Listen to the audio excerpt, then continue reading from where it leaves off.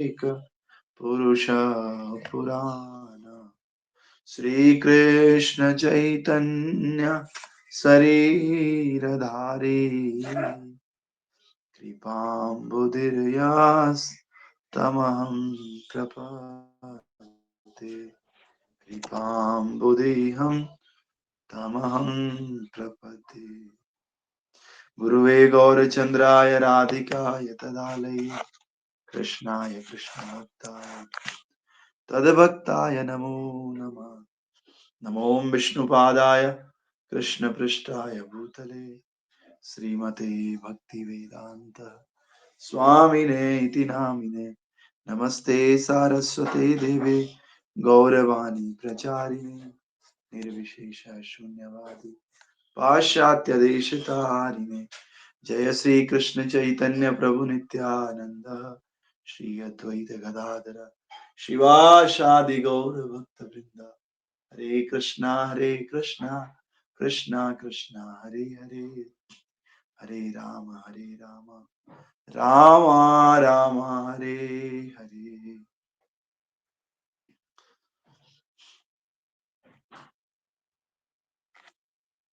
ग्रंथराज श्रीमद् भागवतम पहला स्कंद अध्याय संख्या 9 श्लोक संख्या 45। तत्र दुन्दभयो नेदुर् इव मानववादिता संससु साधवो राज्ञां खात्पेतु पुष्पवृष्टयः तत्र दुन्दभयो नेदुर् देवा मानववेत्ता ससंसु साधवो राज्ञां खात्पेतु पुष्पवृष्टयः तत्र दुन्दो भयो नेदुर् देवमानववादिता ससंसु साधवो राज्ञं खात्पेतु पुष्पवृष्टयः तत्र दुन्दो भयो नेदुर् देवमानववादितः ससंसु साधवो राज्ञां खात्पेतु पुष्पवृष्टयो तत्र दुन्दुभयो नेदुर्देवमानववादिता ससंसु साधवो राज्ञां खात्पेतु पुष्पवृष्टयः। हरि बोल रिपीट कीजिए। हरे कृष्ण प्रभु जी। तत्र दुन्दुभयो नेदो देवमानवादिताः संसुः साध्वरो रत्नां कात्पेतु पुष्पवृष्ठिताय। हरि बोल। और कोई बात? हरे कृष्ण प्रभु जी। तत्र दुन्दुभयो नेदुर्देवमानववादिता शशंसु साधवो राज्ञं खात्पेतु पुष्पवष्टिता। हरे और कृष्ण। कोई? तत्र बन्धुभयो देवमानवादिता संसासु साधवो राजा खाप्पेतु पुष्टविषया। ओके। और कोई? हरे कृष्ण प्रभु जी। तत्र द्वन्द्वभयो नेदुर्देवमानववादिता शशंसु साधवो राज्ञां खात्पितु पुष्पवृष्टया। हरि बोल। तो हम लोग पढ़ रहे हैं भीष्म देव किस प्रकार से इस संसार से गए, और हमने देखा था भीष्म देव भगवान को प्रे कर रहे हैं, भगवान के रूप के बारे में बता रहे हैं, गुण के बारे में बता रहे हैं, और भीष्मदेव बता रहे हैं कि किस प्रकार से भगवान की चाल, भगवान की प्रेम भरी मुस्कान जो ब्रज की गोपियां हैं उनको आकृष्ट कर लेती हैं, और भगवान जब रासलीला में अंतर ध्यान हो जाते हैं तो उस समय जो गोपियों का भाव होता है उस भाव को भीष्मदेव बता रहे हैं, और गोपियों ने भगवान की लाक्षणिक गतियों का अनुकरण किया।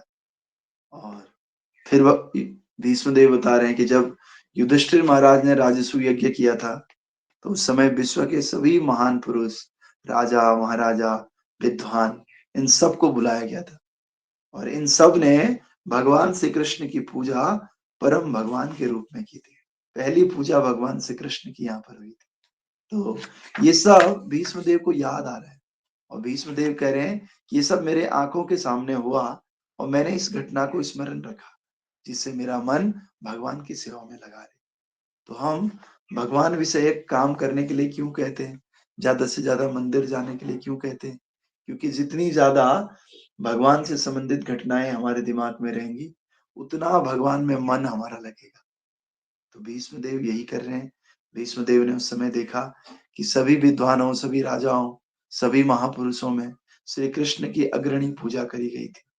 तो वहां पर भी भीष्मदेव ने इस घटना को स्मरण रखा और फिर भीष्मदेव कह रहे हैं, तम अहम जम शरीर भाजम हृदय दिष्टतात्मक कल्पितानां प्रतिशम नैक धर्माम एकम समाधिगोत विधूत मोहम। कि मैं पूरी एकाग्रता के साथ उस ईश्वर भगवान श्री कृष्ण का ध्यान करता हूं जो इस समय मेरे सामने उपस्थित है। क्योंकि अब मैं प्रत्येक के हृदय में, यहाँ तक कि मनोधर्मियों के हृदय में भी उन्हीं भगवान को देख रहा हूं। जो द्वैत हैं, जो अद्वैत हैं, जो विशिष्ट द्वैत हैं, हर किसी के अंदर मैं उन्हीं भगवान को देख रहा हूँ। वे सबके हृदय में रहते हैं। भले ही सूर्य को भिन्न भिन्न प्रकार से अनुभव किया जाता है, लेकिन सूर्य तो एक ही है ना। कोई लोग सूर्य को कैसे देखता है, कोई लोग सूर्य को कैसे देखता है, लेकिन सूर्य तो एक ही है। उसी तरह से भगवान को भी लोग अलग अलग तरह से देखते हैं। अद्वैतवादी अलग तरह से देखते हैं, निराकारवादी अलग अलग तरह से देखते हैं, शून्यवादी अलग तरह से देखते हैं, लेकिन उनके देखने से भगवान थोड़ी बदल जाते। भगवान तो भगवान है। तो इस प्रकार वो भगवान जो एकमात्र ईश्वर, अकेला ईश्वर कृष्ण आर सब विद्या, वो कृष्ण अभी मेरे सामने उपस्थित है। तो मैं उनका पूरी तरह से ध्यान करता हूँ, भीष्मदेव कह रहे। और जब भीष्मदेव ने ऐसा कहा तो सूत गोस्वामी बताते हैं कि ऐसा कहकर भीष्मदेव ने अपनी मन को, अपनी वाणी को और अपनी दृष्टि को सभी कार्यों से निकाल करके परमात्मा, और परमात्मा यानी कि पूर्ण पुरुषोत्तम भगवान श्री कृष्ण में लीन कर दिया और शांत हो गए और उनकी श्वास भी रुक गई। शरीर छोड़ दिया भीष्मदेव ने। ये आप लोगों ने पढ़ लिया होगा। और इसी प्रकार से ये जब सब लोगों ने देखा कि भीष्मदेव जो है परम भगवान में लीन हो गए, तो वहां पर उपस्थित जितने भी लोग थे सब लोग मौन हो गए।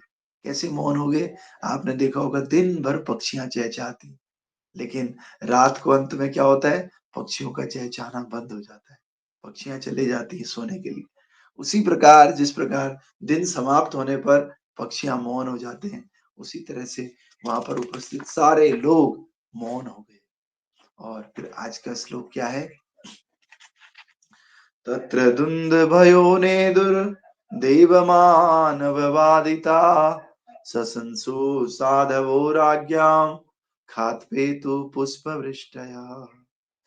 कह रहे हैं उसके बाद दुंद भया मतलब नगाड़े, नेदु देव, मानव, वादिता बजाया, ससंसु प्रशंसा की, साधवा साधु लोगों ने, राज्ञाम राजाओं के, खाता आकाश से, पेतु गिरने लगी, पुष्प वृष्टया पुष्पों की वर्षा होने लगी। तो कह रहे हैं therefore both men and demigods sounded drums in honor, and the honest royal order of commenced demonstrations of honor and respect, and from the sky fell showers of flowers. तो आपने देखा होगा जब भी किसी का सम्मान होता है तो ढोल नगाड़े बजाए जाते हैं। उसी प्रकार से मनुष्यों और देवताओं ने, केवल देवताओं ने नहीं, या केवल मनुष्यों ने, दोनों ने, मनुष्यों और देवताओं ने दोनों ने सम्मान में नगाड़े बजाए और निष्ठावान राजाओं ने सम्मान और आदर प्रदर्शित किया और आकाश से पुष्पों की वर्षा होने लगी भीष्मदेव के लिए सम्मान में। तो देखो कैसी भीष्मदेव की गति है और इस संसार में अन्य लोगों की कैसी गति होती है। आजकल फ्लैट में पड़े पड़े रहते हैं, मर जाते हैं, गंध आती है तब पड़ोसियों को पता चलता है यहाँ कोई मरा हुआ है।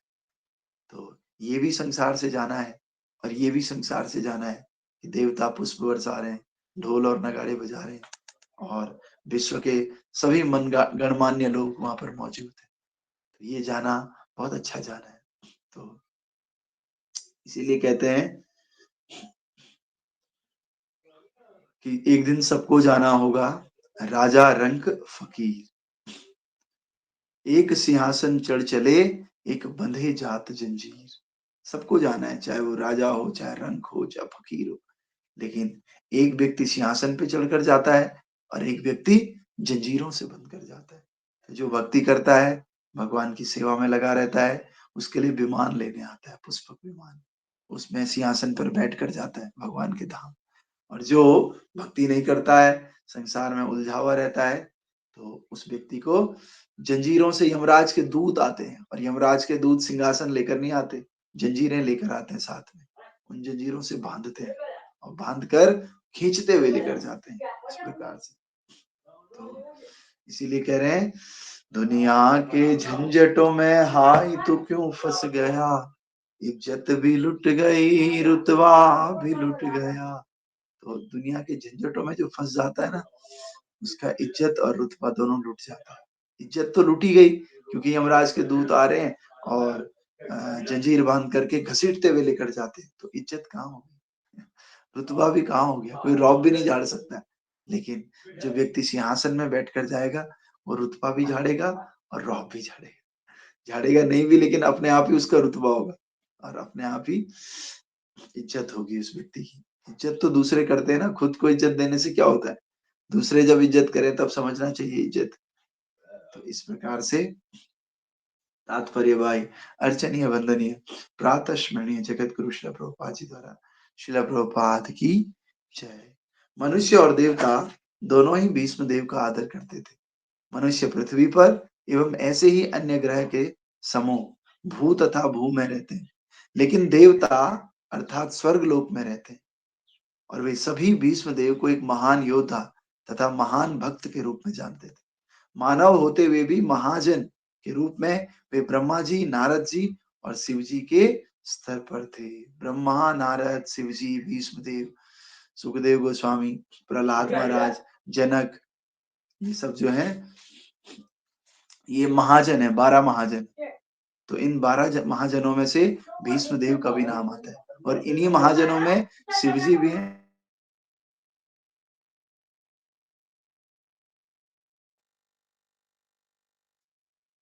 हरे कृष्णा, आवाज आ रही है? ओके। जी गुरुजी, आ रही है। इस प्रकार से 12 महाजन हैं, और इन 12 महाजनों में से शिव जी, ब्रह्मा जी हैं, और शिव जी और ब्रह्मा जी और नारद जी इनके जैसे ही भीष्म देव। इसीलिए तो भीष्म देव के लिए पूरा चैप्टर है भागवतम में। तो क्योंकि 12 महाजनों में से एक है, तो प्रहलाद महाराज भी इनमें है 12 महाजनों में, सुखदेव गोस्वामी भी है, व्यास देव भी है, और ब्रह्मा जी, शिव जी, नारद और परशुराम जी भी हैं, जनक भी हैं, जनक महाराज भी हैं 12 महाजनों में से। तो इस प्रकार से देवताओं के तुल्य योग्यता आध्यात्मिक पूर्णता मिलने पर ही होती है। इस प्रकार भीष्मदेव ब्रह्मांड में सभी जगह विख्यात थे, सब जगह फेमस थे भीष्मदेव। उनके समय में एक लोक से दूसरे लोक की यात्रा व्यर्थ के यांत्रिक अंतरिक्षों के यानों द्वारा नहीं, अपितु सूक्ष्मतर विधियों से संपन्न की जाती थी। उस समय एक लोक से दूसरे लोक में जाया जा सकता था, और ऐसे नहीं विमान आता था, सूक्ष्मतर विधियां होती थी। जब सुदूर ग्रहों को भीष्मदेव के निधन की सूचना भेजी गई, तो उच्च लोकों के निवासियों ने तथा पृथ्वी के निवासियों ने दिवंगत महापुरुष के सम्मान में पुष्प की वर्षा की। स्वर्ग से फूलों की वर्षा महान देवताओं द्वारा मान्यता का चिन्ह है, और इसकी तुलना कभी भी शव को फूलों से सजाने से नहीं की जानी चाहिए। ऐसे नहीं सोचना चाहिए अच्छा मर गए थे ना तो इसलिए फूल चढ़ा रहे थे, जैसे नॉर्मल व्यक्तियों को फूल चढ़ाते। नहीं, ये फूल चढ़ाने का मतलब है कि भीष्म देव का शरीर पूरी तरह से शुद्ध है। भीष्म देव की आत्मा जिस प्रकार से शुद्ध है, उसी प्रकार से शरीर भी शुद्ध है। और आत्म साक्षात्कार के कारण भीष्मदेव के शरीर का भौतिक प्रभाव मिट चुका था, और उनका शरीर उसी प्रकार आध्यात्मिक बन गया जिस प्रकार अग्नि के संपर्क में आकर लोहा एकदम लाल हो जाता है। तो वही बात मैं अभी कह रहा हूँ कि पुष्पों की वर्षा का क्या मतलब है कि उनका जो शरीर है अब वो भौतिक नहीं रह गया। हमारे शरीर में भौतिक चीजें हैं, माया का प्रभाव है, माया की प्रभाव होने के कारण हमारा शरीर अशुद्ध है, भौतिक है। लेकिन भक्ति करने से भीष्म देव के भौतिक शरीर का सारा भौतिक प्रभाव निपट चुका था और पूरा उनका शरीर आध्यात्मिक हो चुका था। तो इस प्रकार से पूर्ण स्वरूप सिद्ध व्यक्ति का शरीर भौतिक नहीं माना जाता। ऐसे आध्यात्मिक शरीरों के लिए विशेष उत्सव मनाए जाते हैं। तो ऐसे शरीरों का जाना और आना एक जैसे ही होता है। इसीलिए वैष्णवों का आविर्भाव और वैष्णवों का तिरुभाव दोनों ही खुशी मनाने के लिए होता है, क्योंकि उनका शरीर, और जो नॉर्मल व्यक्ति है उसके लिए रोना होता है कि बेचारा अब सड़ के नरक में जाएगा, लेकिन जो वैष्णव है वो तो भगवान के धाम जा रहे हैं। तो इसलिए वैष्णव के लिए कहा जाता है जीवो वा मरो वा। वैष्णव जीवित रहे चाहे मरे, वो हमेशा जीवित ही रहते हैं। जब इस संसार में रहते हैं तो दूसरों का भला करते हैं, प्रचार करते हैं, और जब इस संसार से जाते हैं तो निश्चित रूप से भगवान के धाम में ही जाते हैं। इसलिए वैष्णवों के लिए रोने की आवश्यकता नहीं होती, वैष्णवों के लिए उत्सव मनाने की आवश्यकता होती है कि वो जो है इस संसार से भगवान के धाम को जा रहे हैं, जहां से आए थे, है कि नहीं। तो इसीलिए भीष्म देव के सम्मान का तथा उनकी मान्यता का अनुकरण कभी कृत्रिम साधनों से नहीं करना चाहिए, क्योंकि आजकल हर ऐरे गहरे व्यक्ति का जयंती मनाने का समारोह का फैशन चल रहा है। किसी की भी आजकल जयंती मनाते हैं, बर्थडे मनाते हैं। अरे बर्थडे का क्या मतलब है? ये शरीर है, धीरे धीरे उम्र कम हो रही है और नरक की तरफ धीरे धीरे जा रहे हैं, तो नरक जाने की खुशी में आजकल लोग बर्थडे मनाते हैं। लेकिन बर्थडे तो असल में उन पुण्यात्माओं का, उन भक्तों का, उन वैष्णवों का मनाना चाहिए जो वैष्णव यहाँ पर भी भगवान के मैसेज को दे रहे हैं और यहाँ से जाने के बाद भी भगवान के धाम ही जाएंगे। तो जिनके जन्म का इस समाज में कुछ कंट्रीब्यूशन है, उनका जन्मदिन मनाना चाहिए। ठीक है, तो अभी तो जो लोग हैं उनका अपने ही लिए ही कंट्रीब्यूशन नहीं, वो अपना ही जीवन बर्बाद कर रहे हैं, तो समाज के लिए क्या ही कंट्रीब्यूशन देंगे। तो प्रामाणिक शास्त्रों के अनुसार किसी सामान्य व्यक्ति का, चाहे वो भौतिक दृष्टि से कितना ही बड़ा क्यों ना हो, जयंती उत्सव मनाना भगवान के प्रति अपराध है। किसी नॉर्मल व्यक्ति का, बड़ा होता है ना कोई जो बहुत पैसों वाला है, पावर वाला है, उसका भी बर्थडे जयंती नहीं मनाना चाहिए, क्योंकि भगवान के प्रति अपराध है।